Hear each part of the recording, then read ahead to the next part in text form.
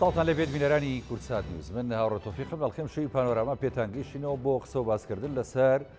دۆخی عێراق بە گشتی و هەروەها ئەو ڕوودا و پێشاتە نوێیانەی کە لە ئێسادا هاتوتە پێشەوە لە چوارچێوەی عێراقیشدا دۆخی هەرێمی کوردستان و ئەو سیناریۆ جیاوازانی کە لە ئێستادا قسە و باسی لێ دەکرێت بۆ ئەو گۆڕانکاریانەی کە بڕیارە لە داهاتوودا لە عێراق و وەکو هەرێمی کوردستانیش کە بەشێکین لە عێراق ئەو سیناریوانە چین و ئەو گۆڕانکاریانە چین بە ئاراستەی چۆ هەنگاوەنێن بینیمان لە دوای دەسەکارکێشانەوەی پەرلەمانتارانی ڕەوتی سەدر لە عێراقدا قۆناغێکی نوێ ئێستا لە ئەنجومەنی نوێنەرانی عێراق هاتوۆتە پێشەوە جم و جوڵێکەیە لە نێوان لایەنە سیاسیەکان لە بەغدا بۆەوەی کە بتوانن حکوومەتێکی تەوافقی بنکە فراوان بە بەشداری سەرجەم پێکاتە و لایەنە سیاسیەکان لە عێراق و هەرێمی کوردستان پێک بێنرێ. هەرێمی کوردستان چۆن خۆی ئامادەکردووە بۆ ڕوبەڕووبوونی ئەو سیناریۆ جیاوازانی کە لە بەغدا و عێراقەوە چاوەڕوانەکرێ ڕوو بدا. لایەنە سیاسیەکان چۆن بۆ ئەم بابەتە گفتوگۆکانیان چڕ کردوتەوە و استراتیژی لایەنە سیاسیەکان بەگشتی بۆ ئەم دۆخی ئێستا چییە؟ گفتوگۆکەین بە میواداری هەرێک لە میوانە بەڕێزەکانم دکتۆر ئارەس عەبدوڵڵا ڕاوێژکار و چاودێری سیاسی کە بە سوپاسەوە لە شاری هەولێر لەگەڵمانە ساو دەبێت. دکتۆر هەروە بڕیارە کاک سامی ڕەشیداغا چاودێری سیاسی جەنابیشیان لە بەردەڕەشەوە لەگەڵمانن. ئێستا کاک سامی ساڵ لە جەنابیشت بێت. سەرەتا لە دکتۆر ئارەس عەبدوڵڵاوە دەست پێ یەکەم وەک ڕاوێژکار و چاودێری سیاسی. دکتۆر ئارەس ئەزانین ئێستا لە عێراقدا ڕەوشێکی نوێ هاتوتە ئاراوە بەگشتی ینی گۆڕانکاری ڕوویداوە تا ڕادەیەک لە هاوکێشە سیاسیەکاندا جم و جوڵێک دەستی پێکردو بە ئاراستی پێکەنانی حکوومەت. خوێنەوەتان بەگشتی بۆ ئەم دۆخە چییە؟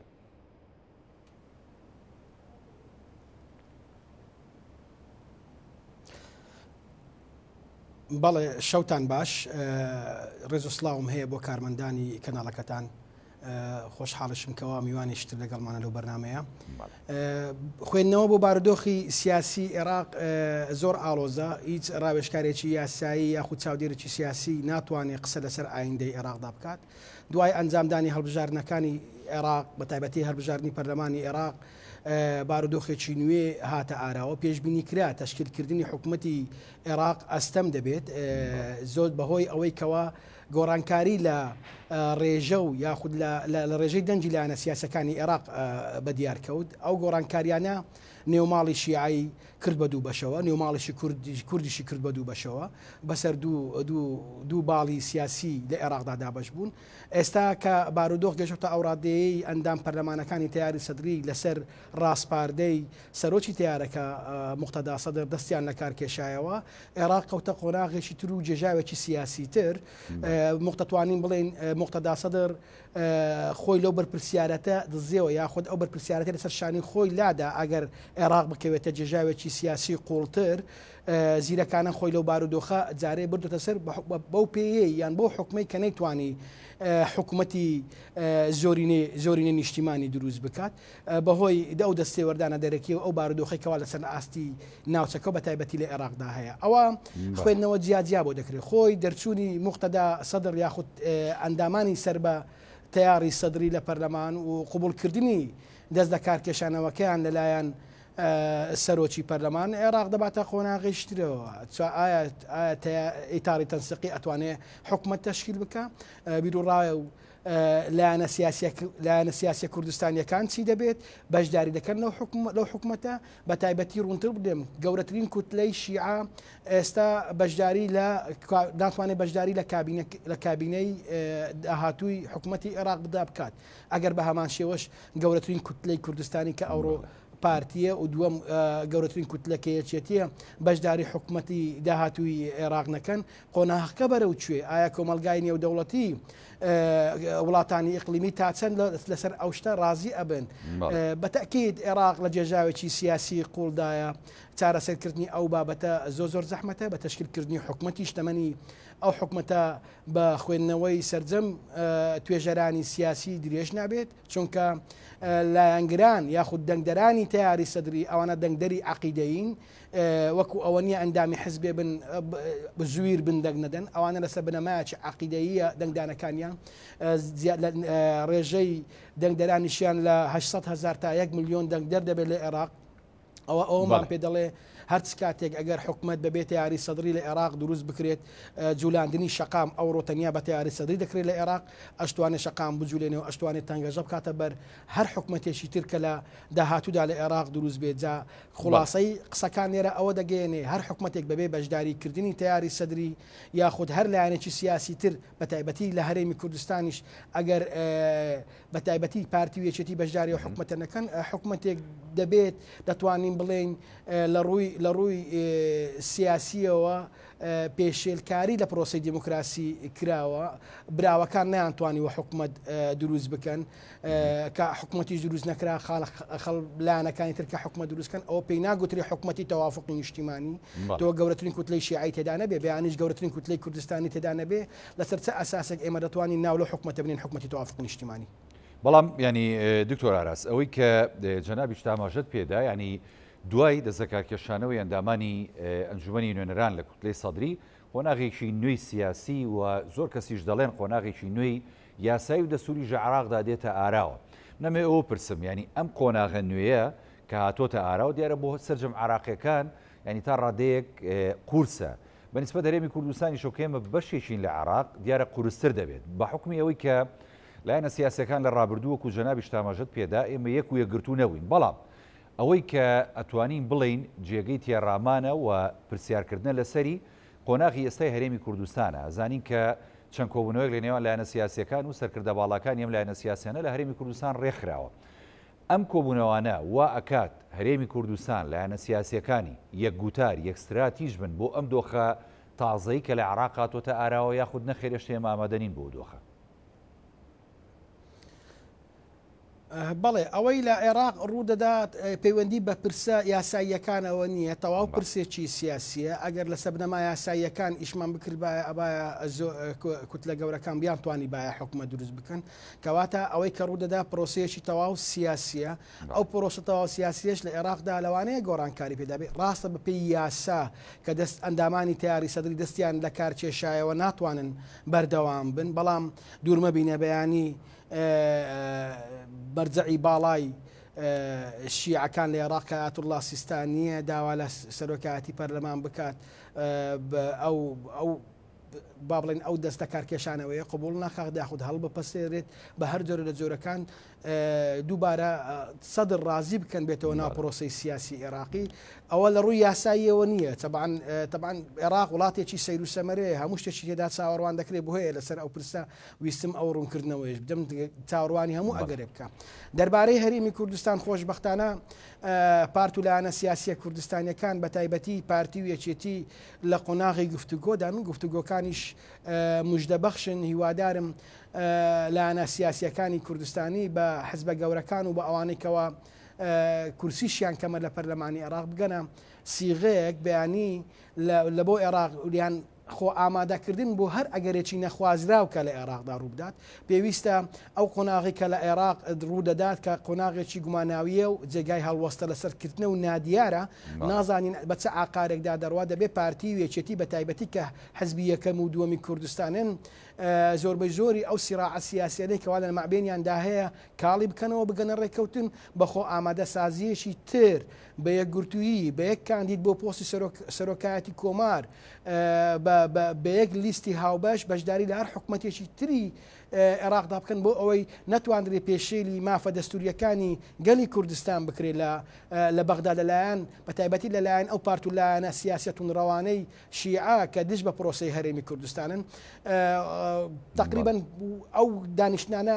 نەتیجەی هەیە چ ئەوەی کە پەیوەندی بە هەرێمی کوردستانەوە هەیە لەسەر پرۆسی هەڵبژاردنی هەرێمی کوردستان چ ئەوەی کەوا لە بەغدا بتوانین یەک دەنجیەک دروست بکەن بۆ ئەوەی بەرەنگاری ئەو قۆناغە ببنەوە بەڵام هیچ گومانی تێدا نییە ینی ئەمن لە تویتەکەی جەنابی سەرۆک مەسعود بارزانی باشم خوێندەوە کە چاودێری بارودۆخەکەی عێراق دەکەن بزان دەگاتە چه ئاستێک ئەو کاتە بڕیار دەدەن بڕیاردانی خێرا نابێت لە ئێستادا بدرێت چونکە هیچ ئاراستەیەک دیار نییە عێراق بەرە و کوێ دەچێت لەوانەیە لەگەڵ تەشکیلکردنی هەر حکومەتێک دووبارە خۆپیشاندان دروست بێتەوە خۆی ئەو هەڵبژارنەی کە کرا لە ئەنجامی ئەو خۆپیشاندانانە بووکەوە لە تشرین کە بە ناوی خۆپیشاندانی تشرین ناسرا بۆ هەڵبژارنی پێشوەختەکرا ئەگەر هاتو دووبارە حکومەتێک دروستکرایەوە کۆمەڵی پرۆژه یاسای پەسەند کرد سەدرەکانی تێدا نەبوون تا چەند هەیە خۆی هەتاوەکو ئێستا دادگای فدرالی کێشەی لەسەر مادەی 46 یاسای هەڵبژارنی عێراق هەیە داوا دەکا هەموار بکرێتەوە کە دەڵێ پێچەوانەی هەندێک بەرگەوی توری یاسای هەڵبژار نسبینی ئەگەر یاسای هەڵبژاردن لە ناو پەرلەمانی عێراق هەموار کرایەوە بەبێ ئامادەبوونی سەدڕیەکان کە ئێستا بوونیان لە پەرلەمانی عێراق نییە چۆن دان بەو پرۆژه یاسایە ئەنێ یاخود چۆن دیڵێ پرۆژه یاسایە سەر بگرێەوە ئەومان پێ دەڵێ بە پێشاتەکانیش هەروان چونکە مقتەدا سەدر کاری کرد بۆ ئەو دەست دەکارکێشانەوەی ئەندامەکانی یەکەم کار و یەکەم هەنگاوی ئەوە بوو کە هەستا یاسای ئاسایشی خۆراکی لە پەرلەمان بەڕێ کرد بە زۆرینەی دەنگ ئەو یاسای ئاسایشی خۆراکە چی وەکو میزانیەکی بچوو کراوە بۆ حکوومەتی عێراق بەردەست دەبێت دەتوانێت کارەکانی خۆی لە ئایندەدا پێک بکەێت هەموو ئەگەرەکان ئەوەیە کە ئەو حکوومەتی ئێستا لە ئارادایە بەردەوامی هەبێت تاوەکو بزانین قۆناغی عێراق دەگاتە کوێ دەست خۆش دکتۆر ئاراز بەڵێ کاگێ سامی ڕەشیداغا چاودێری سیاسی وەکو دکتۆر ئاراز ئاماژەی پێدا ینی هەموو گەرەکان لە بەغدا کراوە و سینناریۆکان زۆر جیاوازنەوەی کە دەگوزارێت لە عراقدا دۆخێکی نوێ هاتۆتە ئاراوە تاوە ئەم دۆخە نوێیە ینی پەیوەندیشی گەورەی هەیە بە هەرێمی کوردستانە و هەرێمی کوردستان لایەنە سیاسەکان لە ڕابردوو بینیمان پەلەیان کرد لەوەی کە دابەش بوون بەسەر ئەو جەمسەرگیری لە بەغدا هەبوو لە عراقدا هەبوو لە نێوان لایەنە سیاسەکانی شیعەدا هەبوو بینیمان ئاقارەکان بەچۆگەیش بەڵام ئێستا ئەوەی کە دەگوزارێت لە هەرێمی کوردستان بەڕای جەنابێت پێویست نییە پەلە بکرێ لەوەی کە نێو ماڵی کورد یەک بخرێ بۆی کە استراتیژ و ئامادەکاری کورد هەبێ بۆ ئەو سینناریۆنی کە لە عراق دێتە ئاراوە بەڵام پەلە نەکەین لەوەی کە کورد لە بەغدا چۆن بڕیار بدا لە داهاتویشی نزیکدا. وەڵا لە سەرەتادا خۆی لە سەرەتای دەست پێکردنی گفتوگۆ لە عێراق کورد بە پاکیزێکی جوان بە وەفدێکی بەهێز بەرەو عێراق چوون کە یەکی نیشتمانی کوردستان و پارتی دیموکراتی کوردستان لەم وەفدەیەدا بوون وە کۆمەڵێک لە هەواڵانی مەکتەبی سیاسی و سەرکردایەتی ئەو دوو حیزبە و کۆمەڵێک لە حیزبەکانی تریش بەشدار بوون بەڵام هۆکار چ بوو لەبەر چی ئەم وەفدە جوانە ئەم وەفدە بەهێزەی کە بە ناوی کورد لە بەغدا بوون زۆرینەی کورد ئەندام بوون لەو وەفدەیە لەو شاندەیە بۆ تێکچوو تێکچوونەکە حتمما دیار بوو لەبەر ئەوەی ئەو شاندەی کە بە ناوی کورد لە بەغدا بوون بۆ مەبەستی کوردایەتی چوو بوون بۆ مەبەستی جێبەجێکردنی ئەو ئامانجانەی کە کورد ئەمڕۆ کە پێویستمانە مادەی ١40 بودجەیە موچەیە کۆمەڵک شت بوو بەڵام لە دەرئەنجامدا کە هەواڵانی پارتی دیموکراتی کوردستان ئەو ڕەشنووسەی کە لە نێوان سەدریەکان و ئێمەش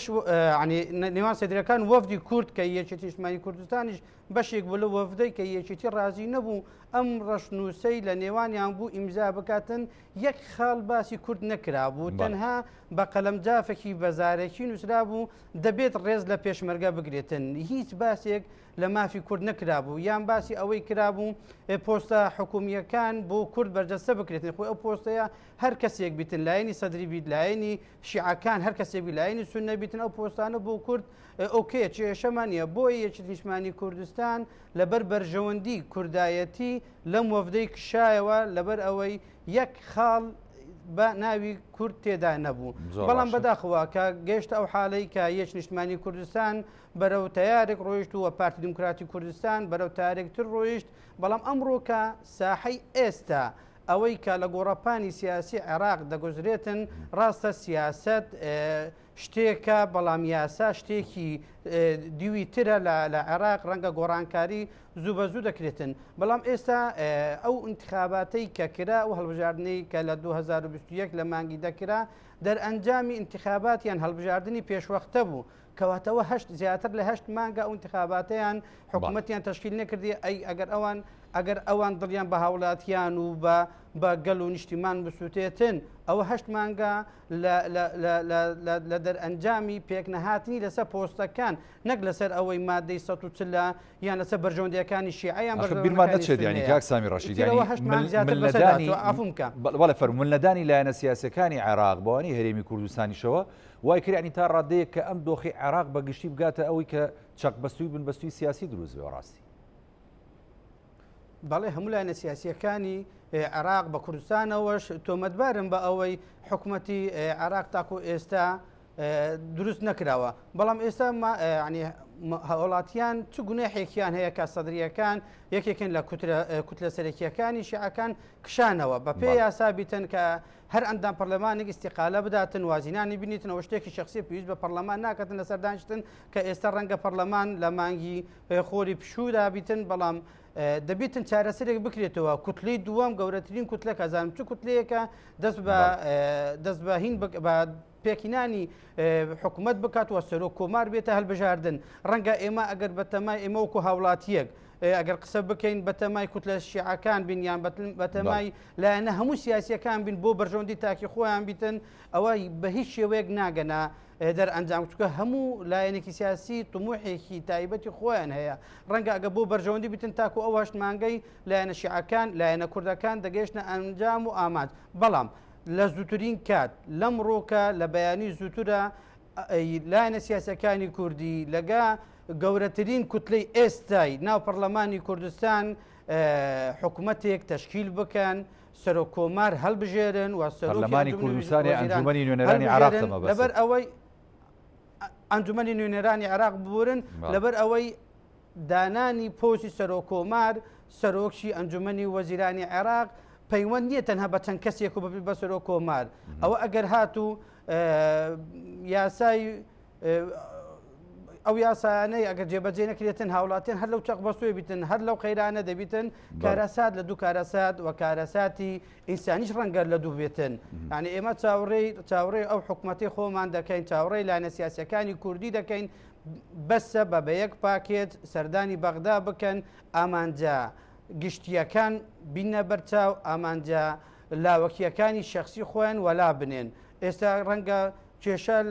لە ناو عەرەبەکان لە ناو هاوڵاتیان ڕەنگە کورد یەکێک بتن لە چاوی عەرەبەکانی سونە و شیعە بە چاوێکی وا تەماشای کورد دەکەن کە کورد سەبەبە لە تەشکیل نەکردنی حکوومەتی عێراق و دانەنانی سەرۆک کۆمار بەڵام خۆی لە خۆی ڕاستە شیعەکان بوتنە دوو تەیار پێک نەهاتون لەسەر سەرۆک ئەنجومەنی وەزیران بەڵام ئەمڕۆکە ژمارەیەک ئەندامی پەرلەمان هەیە لە عێراقا و بە کۆمیسیۆن دەتوانیتن لەگەڵ دادگای فیدرال ئەوانەی سەدرریەکان کە ئیستیقالەیاندا بە پێی یاسا ئیستیقالە داواکارێکی شخصی خۆتی دایانە دەبێتن جێیان پڕکەنەوە بە سوورین کات ئەم حکوومەتە تەشکیل بکەن و هیوادارمیش پارتی دموکراتی کوردستان لەگەل یەکی نیشتمانی کوردستان کۆک بتن مەسەڵەن کە بینیمان دڵخۆشکەر بوو سەرۆک باوەڵ جەلال تاالەبانی ئەمڕۆکە لەگە شاندەکەی گفتوگۆ بوو و خەریک بوون هەنگاوەکان بەرەو پێش بچتن بۆ تەشکیلکردنی حکوومەت پێمان ناخۆشە لایەنە سیاسیەکانی کورد لەگە ئەم وەفدەی یەکی نیشتمانی کوردستان بن بەڵام هۆکارەکان دیار بوو لەبەر چ هۆکار یەکی نیشتمانی کوردستان لەگەڵ وەفدی کورد نەما لەبەر ئەوەی باشە ئێستا وەکو جەنابیشت ئاماژەت پێدا کاک سامریانی دۆخەکە جیاوازە وەکو دکتۆر ئاراسی ژەڵیانی وە زوربەی لایەنە سیاسەکان و چاودێرانی دۆخی عراقیش کە لێڕوانن یعنی دۆخیشی قورس و ئالۆس و تا ڕادەیەک مەترسیداریش لە پێشە بۆ عراقیەکان و لە نێویشاندا بۆ هەرێمی کوردستان ئەوەی کێسە لە هەرێمی کوردستانە گوزارێت ئەتوانین بڵین مای خۆشببختیە کە لایەنە سیاسەکان چەند کۆبنەوەیشیان ئەنجام داوە لەسەر ئاستی باڵا بۆی کە بگەنە سیغەیەکی تەوافقی لەسەر مافەکانی گەلی کورد و دوجار ینی پەلە نەکەن کە لەوەی بچنە بەغدا و بڕیاری بە پەلە بدەن لەگەڵ لایەنە سیاسەکان پێ دوایە هەرێمی کوردستان ئێستا ئامادەیە بۆ ئەو دۆخە قورسەی کە لە عێراقدا دێتە ئاراوە وڵا ئەوی من دەبینم لە کۆتا ڕۆژەکانی پێش ئیستیقالەکردنی پەرلەمانتارانی عێراق لە کوتلەی سەدری لایەنە سیاسیەکانی کوردی جێی دڵخۆشی بوو کە کۆبنەوەیان کرد و لەسەر ئاستی باڵا و هیوادارم ئەو کۆبنەوەیە تەسەڕوع لە بڕیار نەدان لەگەل بەرژەوەندی بەردەسەکردنی بەرژەوەندی گەلی کورد نەک بەرژەوەندی پۆستەکان یان چێ دەبێت بە وەزیر یان چێ دەبێت چێ دیاها زیاتر بۆ ئەم حیزبە دەینیتن ئێستا ئەو هەنگاوانەی یەکی نیشتمانی کوردستان و سەرۆک باوەڵ جەلال تاالەبانی کە هەنگاوەکانی دەنێتن جێ دڵخۆشکەرە هیوادارم پارتی دیموکراتی کوردستان و هەموو ئەو حیزبانەی کە کورسیان لە پەرلەمانی عێراق هەیە ئەو هەنگاوانە بنێن بە یەک پاکێت وەکو ئەو پاکێجەی کە پێویستیمان پێیە ئێمەوی کورد کە لە پەرلەمانی لە قوبەی پەرلەمانی عێراق بە یەک دەنگ بە سەرۆک کۆمار بدەن بە یەک دەنگ بە وەزیرە کوردەکان بدەن بە یەک دەنگ بە ئەو مافانەی کە لەو دستورەی کە ئێمەی کورد دەگمان پێدا مادەی ١ لە بودجەیە تاکەی ئێمە چاوەڕێی 200 میلیارد بکەین تاکەی ئێمە هاوڵاتیان بێزار بوو لە هەرێمی کوردستان بەڕاستی ئەمڕۆ کە قەیرانی بنزین هەیە لە کوردستان کەچی لە دراوسەکانمان لە محافەزەکان لەو قەیرانە نەخۆشەی لە ناوەڕاست و لە مووسڵ و هەموو پارێزگاکان بنزین بە 450ە کەچی ئێستا ئێمە تازە بە تازە خەریکین بنزینی بە 1400 و ئەو شتانە بکەین ئێمە خەریکی غازگرانینە ئێمە خەریکی ئەو شتانینە بە هاوڵاتیان زۆر بێزار بوو هاوڵاتیان ماندوو بوو ڕەنگە هەنگاوەکان یەکی نیشتمانی کوردستان هەنگاوی دڵخۆشکەروی بۆ هاوڵاتیان ئەوەی یەکی نیشتمانی کوردستان هەنگاوی دەنێتن لە بەرژەوەندی گەلی کورد بیتن بۆ ئەوەی حکومەتێک تەشکیل بکرێتن و دەست بەس بیتن دەست بە مافەکانی گەلی کورد بکرێتن پاکێجێکی جوان پاکێجێکی ڕێک و پێک بۆ ئەو پاکێجەی کە مەسەلەن لەو وەفدەی پارتی دیموکراتی کوردستان لەگەڵ سەدرەکان پێکات و یەک مافی کورد تێدا نەبوو تەنها پۆستە حکومیەکان نەبێت ئێمە چ پێویستمان پێیە زەید سەرۆک زەیک وەزیری ئان عوبێد بیتن بۆیە ئەمە پێویستمە پێ مادەی ١ لە پێویستیمان بە ناوچە دابڕاوەکانە پێویستیمان بە دابینکردنی بودجە پێشمەرگە داهاتەکانی خۆمان هەمووی بەردەستە بکرێتن و لە تەلڤیزیۆن لە ڕاگەیاندنەکانی خۆیان ئەعلانی بکەن کاکە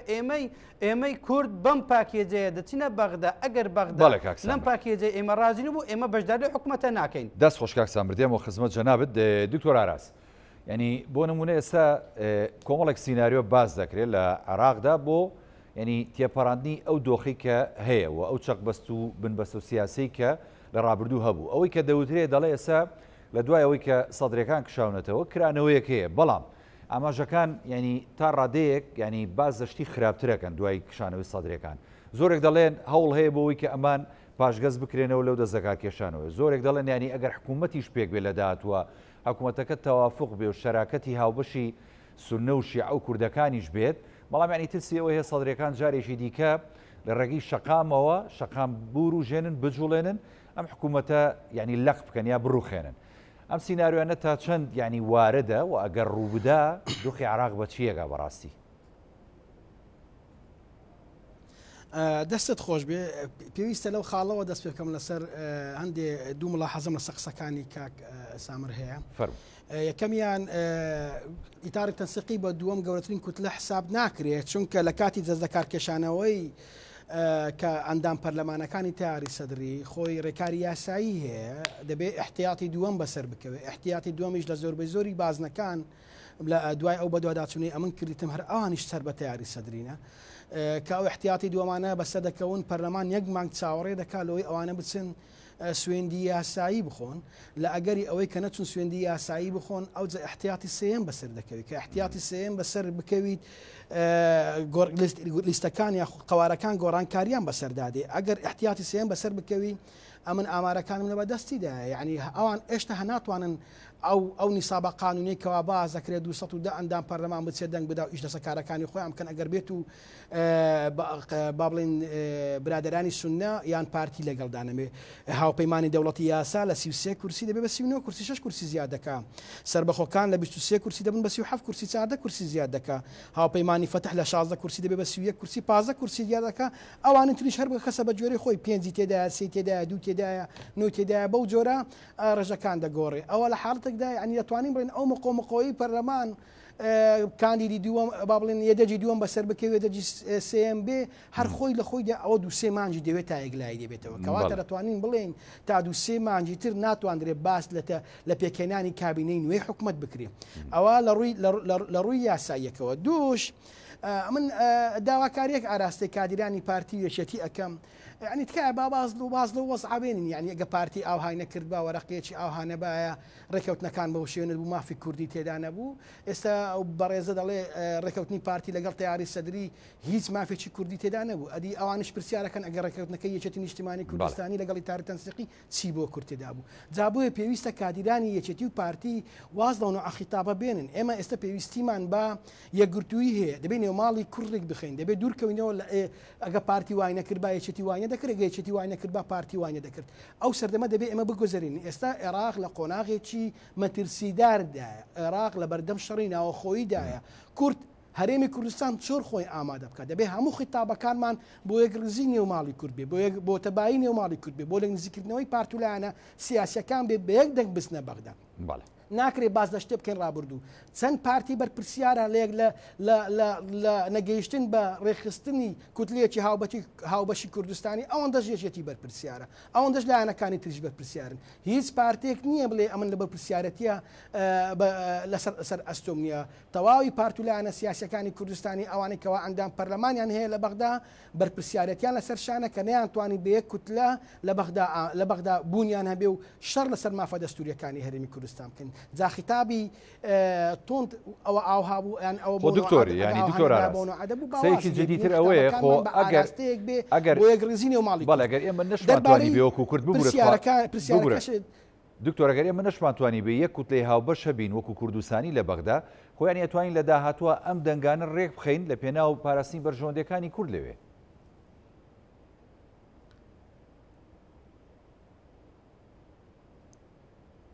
بەتەکیید وایە من کۆمەلگای نێودەوڵەتی ئاگاداری پارتولایەنە سیاسیەکانی کوردستانیان کردەوە ئاگاداری حکوومەتی هەرێمی کوردستانیان کردەوە کە پێویستە پارتولایەنە سیاسیەکان بگەنە گفتوگۆ ڕێک بکەون چ لەسەر پرسی بەغدا چ لەسەر پرسی هەڵبژاردننی هەرێمی کوردستان نوێنەری سکرتێری نەتەوەی گرتوەکان پلاسخار چەندین جار لەگەڵ پارتولایەنە سیاسەکان تایبەتر بڵێم لەگەڵ پارتی و یەکێتی دانیشتێ بۆ ئەوەی بیرروڕاکان لێک نزیک بێتەوە خۆشبەختانەش خەریکە ئەگەن بە کۆتایی ڕستەکە بگەن بەڕێککەوتن باڵوێزی وڵاتی یەکگرتووەکانی ئەمریکا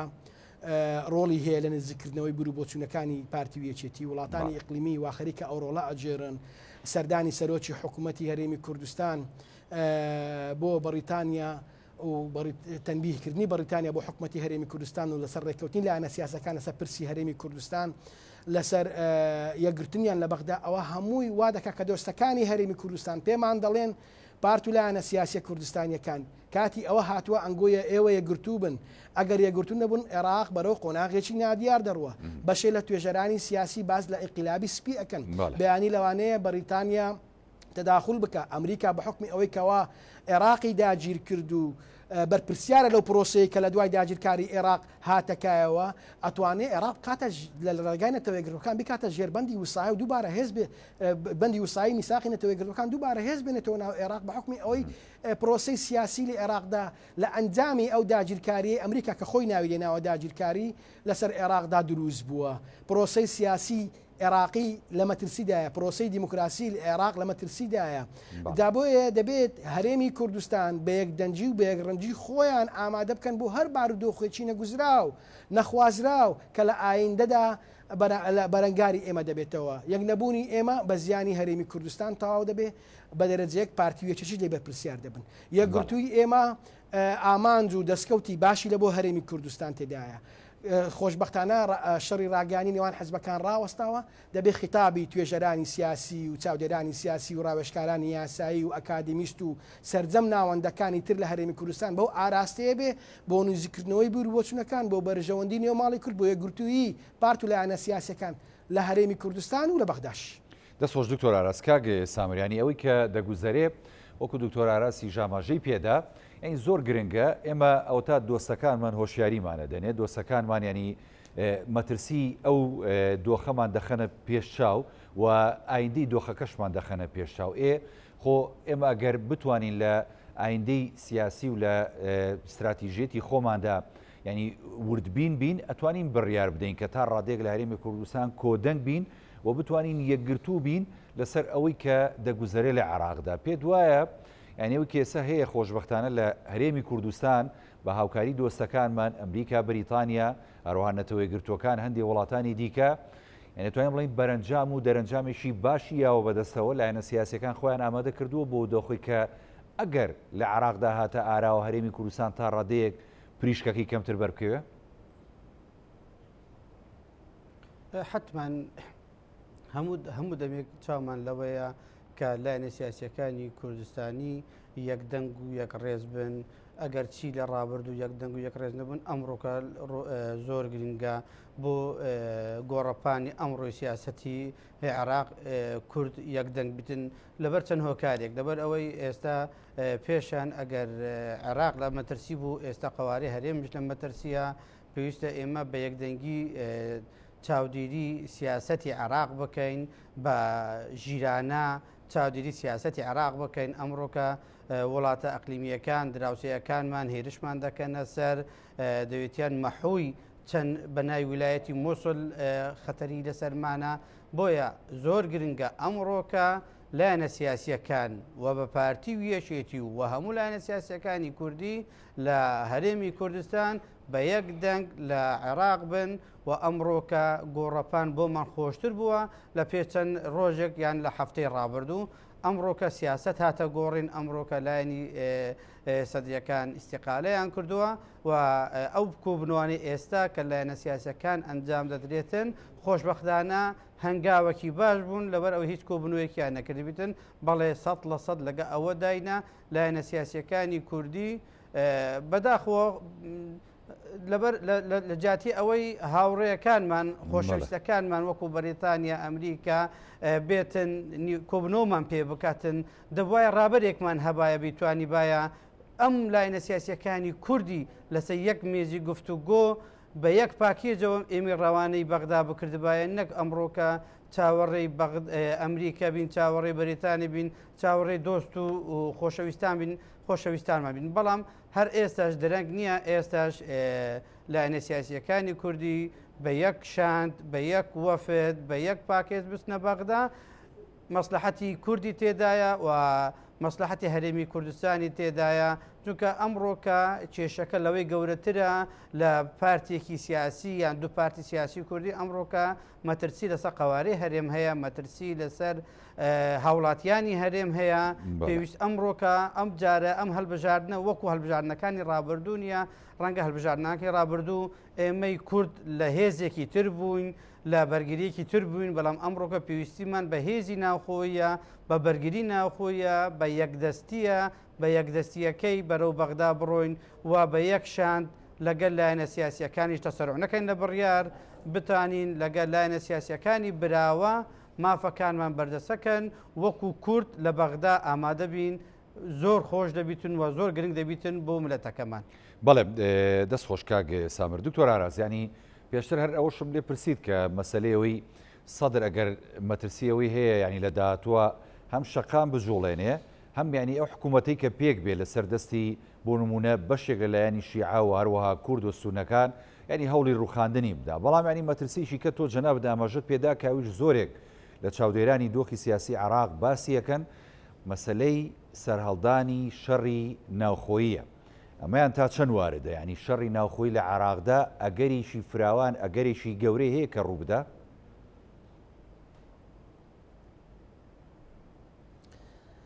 هیچ گومانی تێدا نیە هەر حکوومەتێک بەبێ بەشداریکردنی تیاری سەدری کەموکوڕی تێدایە لەوانەیە تەمەنی درێژ نەبێت لە ئەگەری ئەنجولاندنی شەقامی عێراقی بە تەکید شەڕیشی تیاکەوێتەوە دەگاتە ئەو ڕادەیەکەوە کوشتاریشی تیابێت لە ئەنجامی ئەو بارودۆخێکەوە کە دروست دەبێت بە هێرشکردنە سەربینای پەرلەمان و سەربیناکانی حکوومەت و دام و دەستگاکان بە تاکید بەرپەرزدانەوە دەبێت کە بەرپەرزدانەوەش هەبوو خۆپیشاندەرانیش چەک هەڵەگرن لەسەر لە کۆتایەکەیدا ئەگەن بۆ خاڵێکەوە ئەبێ بە شەڕی ناوخۆیی جگەلەوەی هەندێک لایەن پێشببینی ئەوە ئەکەنکەوە سەدر عاقلانە بیری کردوتەوە کە نەیتوانیوە حکوومەتی زۆرینەی نیشتیمانی پێک بهێنێ و ئەو دەست لە کارکێشانەوەی پێشکەش بە پەرلەمان بکات بۆ ئەوی بیسەپێنێ ئەگەر کە بەبێ بوونی مختدا سەدر و تیاری سەدری هیچ حکوومەتێک لە عێراق سەرکەوتو نابێ و چوارچێوەی ئەمە هەنجیش ناتوانێت حکوومەت دروست بکات چونکە حکوومەتێک کە ئەگەر تیاری سەدری تێدا نەبێ هەتا ئێستاش کە پارتی خۆیەک لای نەکردێتەوە کەوا گەورەترین کوتلەی کوردستانیە سونەکانیش خۆیان لەگ لای نەکردەوە کە ئایا بەشداری حکوومەتی داهاتوو دەکەن چ حکوومەتێک دروست دەبێت ئەو حکوومەتە دروست دەبێت کەوا کۆمەلگای نێو دەوڵەتی نایەوێت ئەو حکوومەتێک دروست دەبێت کەوا وڵاتانی ئیقلیمی نایەوێت لەوانەیە وڵاتێک تا دوو وڵاتی ئیقلیمی لە بەرژەوەندی دابێ ئەو باردۆخە بەڵام کۆی پرۆسی عێراق عێراق دەکەوێتە مەترسیدار ئەگەری لە هەر حاڵەتێک بتەقێتەوە بارودۆخەکە دەتەقێتەوە هەروەک باسشم کردوانێ ئەو کاتە لە ژێر ناوی جۆرا و جۆر کۆمەلگانی و دەوڵەتی تەداخل بکاتەوە وا باشە ئێستا من تەوەقع دەکەم ئێستا باشترین دەرفەت بێ بۆ پارتی لەوانەیە پارتی زۆر بەهێز لە دوای کشانەوەی تیاری سەدری بە دیار بکەوێتەوە چونکە ئیتاری تەنسیقی هەموو ئامادەی هەموو جۆرەتە نازدێک دەبێت زوغوتاتی مەسائلی قەزایی بەرامبەر بە هەرێمی کوردستان بەکارنانێ دەوانێت زۆر پرسی سیاسی تر هەبێ بەرامبەر بە پارتی بەکارێنی هێنێ بۆی بەس ئەوی ڕازی بکات بێت لەگەڵ ئیتاری تەنسیقیدا بەشداری کە حکوومەتەکە دروست بکە بۆی بڵێن ئەها کوتلەی کوردی یان با بڵێن زۆر بە زۆری لایەنە کوردستانیەکان لە حکوومەتەکەدا بەشدارن ئەو ماوەیە نەرمێکی زۆر ئەبینین زۆر بابەت هەیە لە پرسە قەزاییەکان لە ڕێگای دادگای فیدرالی ئەوانە نامێنێ نایکەن زۆر یاسا هەیە کە تەمابوون دەنگدانی لەسەر بکەن نایکەن بەس بۆ ئەوەی با بڵێن کە پارتی لە بەرەی هاوپەیمانی ئینقاذی نیشتیمانی بووە بیهێن نەبەری خۆیان ئەو تا چەند ئایا سەکردایەتی سیاسی پارتی ڕازی بچێتە ئەو بەرەیەوە ئەو توبێژی خۆیان هەیە و ئەتوانن لە ئایندەدا قسە لەسەر ئەو بابەتە بکەن گرنگ ئەوەیە گرنگترین خاڵ لێرەدا ئەوەیە دەبێ پارتی و یەکێتی بە تایبەت هەموو لایەنە سیاسەکانی تری کوردستانی خۆیان ئامادە بکەن بۆ هەر بارودۆخۆکی نەخوازرا و کە لە ئایندەدا لە عێراقدا ڕوو بدات چونکە هیچ شرۆڤەکارێکی سیاسی هیچ ناوەندێکی سیاسی ئەمن متابە ئەم کردیا ناتوانێت پێشبینی داهاتوی عێراقکە نازانێت لە عێراق چ ڕوو دەدا عێراق وڵاتێکە دەستێوەردانی دەرەکی زۆر تێدا هەیە دەستێوەردان گەشتۆتە عمقی مؤسساتی عێراقی جا ئەو دەستێوەردانە بە تەکید بە سلبی بەسەر پرۆسی سیاسی عێراقدا شکاوەتەوە چارەسەرکردنی ئەو بارودۆخە تەنیا هەڵبژاردنێکی ترە ئایا هەڵبژاردنێکی تریش کە من لەو بە قەناعەتی من زۆر بە زۆری پارتولانە سیاسیەکانی عێراقی بە کوردستانیەوەش نایانەوە بکرێت چونکە لەوانەیە هەر وەک چۆن لە هەڵبژاردننی پێشووتور ڕێژەی بایکۆت زۆر بوو لەوانەیە ئەو جارە زیاتر بێت 156 لە هەڵبژاردننی پێشوو خەڵک دەنجی نەدا نەچوو هەڵبژاردن 115 بیکرد ینی 129 خەڵکی عێراق دەنجی داوە جا بۆیە مەترسی هەیە و 129 بەیانی بێ بە 120 بە حکوومەتێکیش بە ڕێژەی 120 دروست بێ ئەکیت ئەو قووەتەی نابێت لە مەحفلی نێو دەوڵەتیدا بەڵە دکتۆراس دەست خۆش کاک سامریانەوەی دکتۆراسی ژاماژەی پێدایانی وەمە خاڵێکی گرنگە لە پرۆسی سیاسی عێراق ئەگەر بەشێک لە ئێستا چوارچەوەی هەمانژی یانەی حکوومەت پێکبێنن پێویستیان بە هەموو کورد بێ بەشدار بێ لەگەڵیانە خۆمە بۆ کورد لە ئێسادا ئەتوانین بڵین خاڵێکی جەوهەری و گرنگە ئەگەر بێت بە تایبەتی لایەنە سیاسەکان لە هەرێمی کوردستان و لە نێویشیاندا یەکێتی نیشتیمانی کوردستان و پارتی دیموکراتی کوردستان نەرمینواندنیان هەبێ بەرامبەر بە یەکتر و مل بدەن بۆ داواکانی یەکتری لە پێناو بەرژەوەندی خەڵکی کوردستان و پاراستنی و قەواری کە هەیە لە هەرێمی کوردستان ئەو کات بچنەوە حکوومەتی کە بۆ نمونە لایەنێکی شیعە پێشی دێنێت پێ دوایە ینی لە داهاتووشی نزیکدا هەردوو پارت یەکێتی و پارتی ئەتوانن نەرمێشی تەواوەتی بۆ یەکتری بنوێنن ئەمەکو دوا پرسیار بۆ بەڕێزە حتمما لایەنە سیاسەکانی کوردی لە سەرەتادا هەڵەیەکی گەورەی هەڵەیەکی مێژوویان کرد کە بوونە بەسەر دوو جەم سەر لەسەر لایەنە شیعەکان دەبوایە لایەنە سیاسیەکانی کورد بڕیاری ئەوەیە نەدابایە سەربەت لایەنێکی سیاسی بن داوایان لەلایەنە ماڵی شیعی کوردە خۆتان ڕێک بێخن اینجا ئێمە دەینە ناو پرۆسی سیاسی لەگەیەوە و دەنگ بەوکان دەی کە ئەوە بن بەڵام ئێستاش زۆر ئاسانە ئێستاش ئەگەر بێت و بۆ نمونە پارتی دیموکراتی کوردستان کا لەگەر کوتلەی سەدریدایە ئێمە لە حەق وایە لەگەل کوتلەی بەرژەوەندی گەلی کورد بین لەبەر ئەوەی ئێستا لە قەزا فشاری زۆرمان لەسەر دەکرێتن و دیارش فشارەکان لە دەرئەنجامی سیاسیە نەک لە دەرئەنجامی هەر شتێک بیتن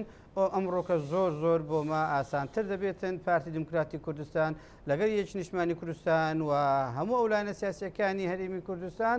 لەگەل ئەو کوتلەی ڕێکەون تەسەڕوع نەکەن بەردەستکردنی بەرژەوەندی گەلی کورد پێکەوە بە یەک پاکێز بن بەڵێ زۆر باشترە و ئەمڕۆکەش گۆڕەپانی سیاسی بۆ پارتی دیموکراتی کوردستان بە تایبەتی و بۆ هەموو کورد بەردەستە کرایە و گۆڕەپان بۆمە خۆشتر بووە ئەگەر بەشداری لە گۆڕەپانی سیاسی عێراق بکەین بەڵێ ئایندەی پرۆسەکە چۆنە بینیت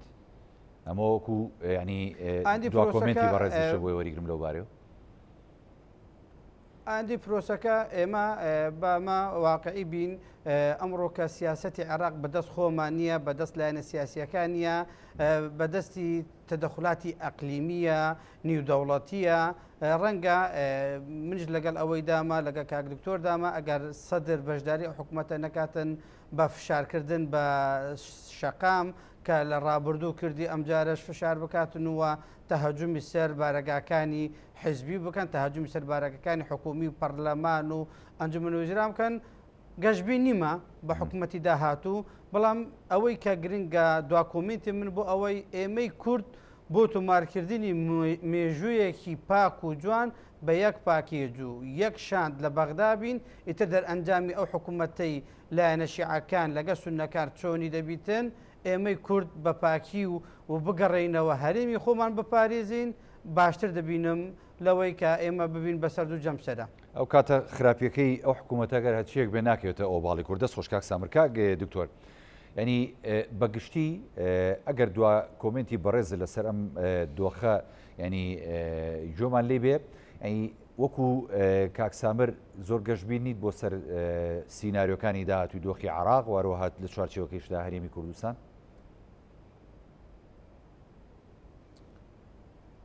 ئەو بارودۆخە پێمان دەڵێ بە تاکید ئەگەر حکوومەت دروست بێ بەشداری تیاری سەدری هەرچەندە کەسونەکان و با بڵێن پارتیش کە لە هەرێمی کوردستانە ئەتا ئێستا خۆیان نەگلایی نەکردوێتەوە لە کۆتایەکەدا چ دەبێت چاودێری بارودۆخەکە دەکەن ئەگەر ئەوان بەشدار نەکەن ئەوە هەر حکوومەتەکە بە تاکید تەشکیل نابێ من وای بۆ دەچم جارێ حکوومەتی ئێستای عێراق بەردەوام بێ لەسەر کارەکانی خۆی بە تایبەتی دوای ئەوەی کەوا ئەو دەرفەتەی بۆ ڕێکخرا پرۆژەی یاسای ئاسایشی خۆراکی پسند کراکەوە و میزانیەکی بچووکراوە لە بەردەستی دەبێ ئەوە هەنگاوێک بوو بۆ ئەوەی ئەگەر نەگەشتە ڕێکەوتن ئەو حکوومەتە بەردەوام بێ لەسەر کارەکانی خۆی تاوەکو قۆناغێک دیارێکرێ یان ماوەیە دیارێکرێ بۆ هەڵبژارنی پێشوەختە هەرچەندە هەڵبژارنی پێشوەختەش لەوانەیە خاریتەی سیاسی عێراقی نەگۆڕێ بەڵام ببێتە دەرچەیەک بۆ ڕزگار بوون لەو قۆناغێکەوە عێراق تێیدا کەوتووە بە تاکید بارودۆخەشنیا دیارە واش چاوەڕوان دەکەم هەرچەندە مەرجعی باڵای شیعە لە عێراق کەم تەداخلی پرسە سیاسیەکان دەکە بەس وای بۆ دەچم لە ئایندەدا ئەگەر بە نەهێنیش بێ تەداخلی لەسەر ئەو پرسە سیاسی بکە بۆ ئەوەی عێراق لەسەر لێواری شەڕی ناوەخۆی بپارێزێ گرنگترین شت کە بە نسبەت ئێمەی کورد دڵخۆشکەرە نزیک بوونەوەی پارت و لایەنە سیاسیەکانی کوردستانیە ڕوئیایان لێک نزیک بکەنەوە بۆ ئەوی بە یەک پاکێت لە بەغدا بەشداری هەر حکوومەتێ بکەن کە لە ئایندەدا دروست بێت ئەو حکوومەتە نەتوانێ پرۆسەی قەزایی عێراقی بەرامبەر بە مافە دەستوریەکانمان بەکار بهێنێ ئەو حکوومەتە دەرفەتنەدا میلیشیا ئەو میلیشیانێکەوە سەر بە وڵاتی ئیقلیمینە هەرێمی کوردستان و ئاسایشی هەرێمی کوردستان بخەنە مەترسیەوە ئەبێ بە پاکیزێکی بەهێز بە کۆمەڵێک مەرج بەشداری لە حکوومەتی داهاتوو بکرێن بەڵام کۆتا قسەی من ئەوەیە وای بۆ دەچم کە ئەو حکوومەتەی ئێستا کە مستەفا کازمی سەرۆکایەتیەکە بەردەوام دەبێت تاوەکو ئەو بارودۆخە دەگاتە قۆناغی کوێک لای دەبێتەوە زۆر سپاس بۆ برایانی بەڕێزم دکتۆر ئاراس عەبدوڵڵا ڕاوێژکار و چاودێری سیاسی کە ڕاستەوخۆ لە شاری هەولێر لەگەڵمان بووی سپاس بۆ کاک سامر ڕەشیداغا چاودێری سیاسی کە لە بەردەڕەشەوە لەگەڵمان بووی سپاستانەکەم سپاس بۆ بینەرانی بەڕێزیش کە تام ساتە بینەرمان بوون خواتان لەگەڵ